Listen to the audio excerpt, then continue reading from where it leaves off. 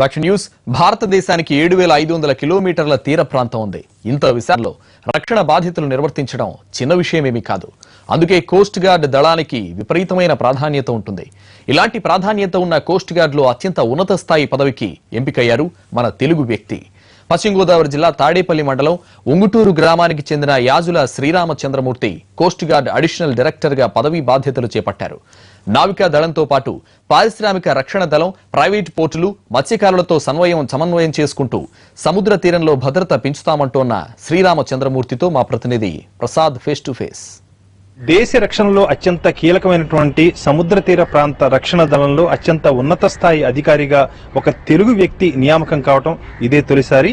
పశ్చిమ గోదావరి జిల్లా ఉంగుటూరు గ్రామానికి చెందినటువంటి వాజపేయి యాజుల శ్రీరామచంద్రమూర్తి ఆ వ్యక్తి ఇప్పుడు మనతో ఉన్నారు. దేశ రక్షణలో సముద్ర తీర ప్రాంత రక్షణ దళం ఎదుర్కొంటున్నటువంటి సవాళ్లు, అదేవిధంగా అందుకు సన్నద్ధమవుతున్న తీరుతెన్నులను ఆయన అడిగి తెలుసుకుందాం. శ్రీరామచంద్రమూర్తి గారు, ప్రధానంగా మీకు తెలుగు వారి అందరి తరఫున మీకు శుభాభినందనలు. ధన్యవాదాలండి. ప్రధానంగా మీ ఈ కోస్ట్ గార్డుకు సంబంధించినటువంటి బాధ్యతల విషయంలో ఏ బాధ్యతలు ఉన్నాయి? మన ఎక్స్క్లూజివ్ ఎకనామిక్ జోన్ అంటారండి. మన ఇండియన్ కోస్ట్ నుంచి 200 మైళ్ళ దూరం వరకు ఉండే వాటర్స్ని మనం ఎక్స్క్లూజివ్ ఎకనామిక్ జోన్ అంటారు. ఆ వాటర్స్ యొక్క ఏరియా చూస్తే 2.01 మిలియన్ స్క్వేర్ కిలోమీటర్స్ ఏరియా అండి. దాంట్లో ఉన్న వనరులు అవునండి, మత్స్య సంపదని కూడా మన ఇండియన్ ప్రాపర్టీ. సో వాళ్ళని రక్షించాల్సిన బాధ్యత మనందరికీ ఉంది. అందువలన కోస్ట్ గార్డ్ అనే ఆర్గనైజేషన్ స్థాపించి దానికి ఇంపార్టెంట్ దీన్ని law enforcement, maritime law enforcement అన్న ఇంపార్టెంట్ రెస్పాన్సిబిలిటీ కోస్ట్ గార్డ్ ఇవ్వడం జరిగిందండి. విదేశాల నుంచి చాలామంది మత్స్యకారులు బోట్లలో వచ్చి మన వాటర్స్లో మన సంపదని దోచుకుని వెళ్ళిపోతూ ఉంటారు.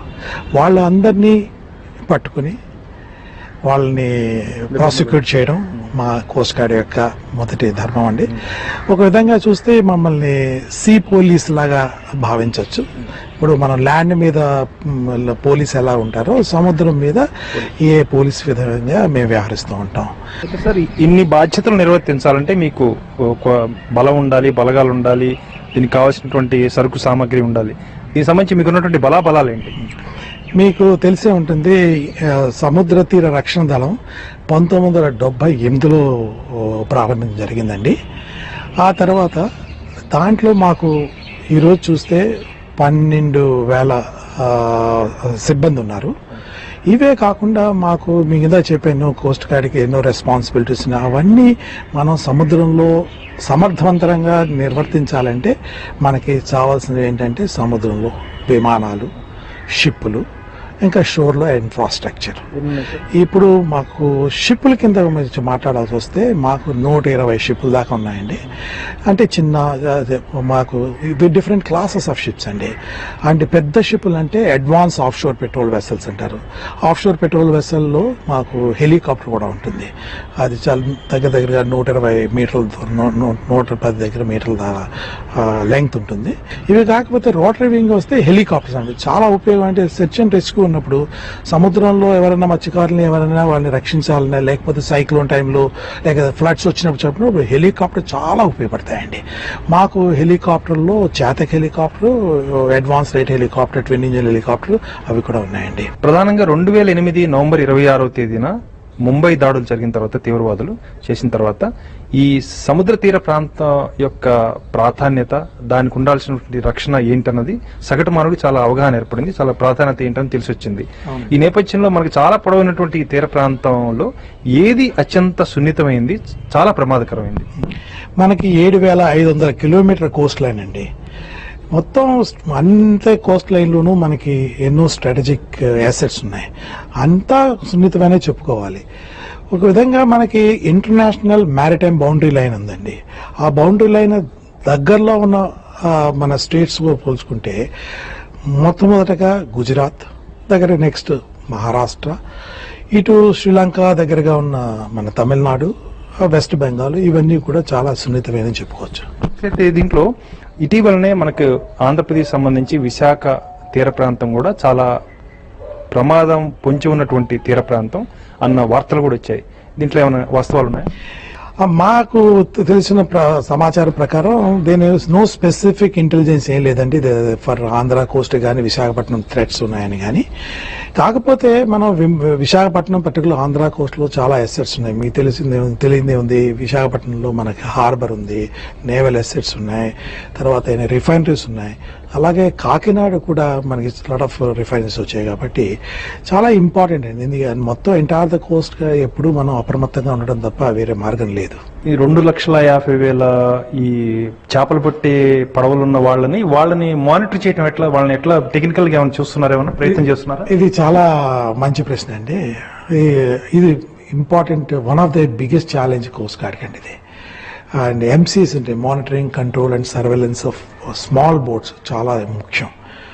ఈ రోజున మనకి ఫిజికల్గా వెళ్ళి ఆ బోట్లోకి వెళ్ళి వాళ్ళలో ఎలా, ఎవరు, ఏంటి, నువ్వు ఎక్కడ బోటు, దాంట్లో ఉన్న వాళ్ళు కరెక్ట్గా ఉన్నారా లేదా, ఇవన్నీ చెక్ చేయాలంటే మనం మన బోట్ వేసుకుని వెళ్ళి కోస్ట్ గార్డ్ సముద్రంలో మన బోట్లో ఓవర్ చేసి దాన్ని వెళ్ళి ఫిజికల్గా బోర్డింగ్ చేసి ఇన్స్పెక్షన్ చేసిన తప్ప వేరే మార్గం లేదు.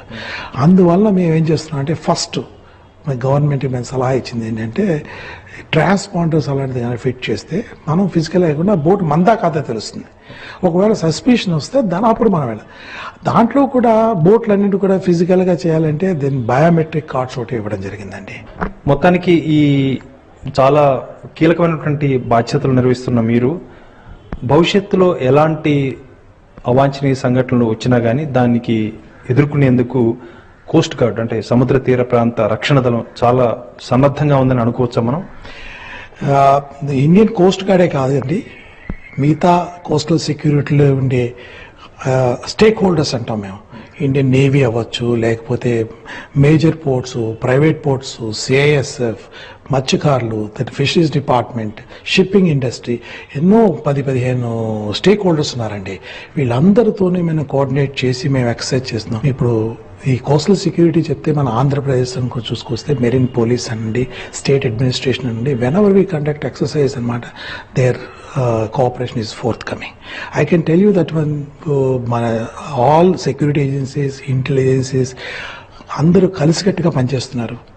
They are sharing the information, they are whatever the assets ఉన్నాయి మనం సినర్జైజ్ చేసి ఎవ్రీబడి పుట్టింగ్ దర్ బెస్ట్ అనమాట అండి. అన్ని డిపార్ట్మెంట్లు ఒక సెక్యూరిటీగా మన అందరికీ, మన ప్రజలందరికీ కల్పించాలనే దృక్పథంతో పనిచేస్తున్నామండి. So I can assure that one, so people can sleep very comfortably. We are all out at sea protecting you guys. మొత్తానికి దేశ సముద్ర వనరులు, ఖనిజాలు, సంపద, అదేవిధంగా దేశ ప్రజల ప్రాణాలను రక్షించేందుకు కోస్ట్ గార్డు సముద్ర తీర ప్రాంత రక్షణ దళం సర్వం సన్నద్ధంగా ఉందని coast guard additional director general Vajpeyajula Sriramachandramurthy చెప్తున్నారు. ఆ మేరకు హామీ కూడా ఇస్తున్నారు. సాంకేతికంగా అదేవిధంగా బలగాల రూపంలో కూడా తామంతా కూడా గతంలో కంటే కూడా మరింత సమృద్ధిగా పరిపుష్టం చేసుకున్నామని ఆయన చెప్తున్నారు.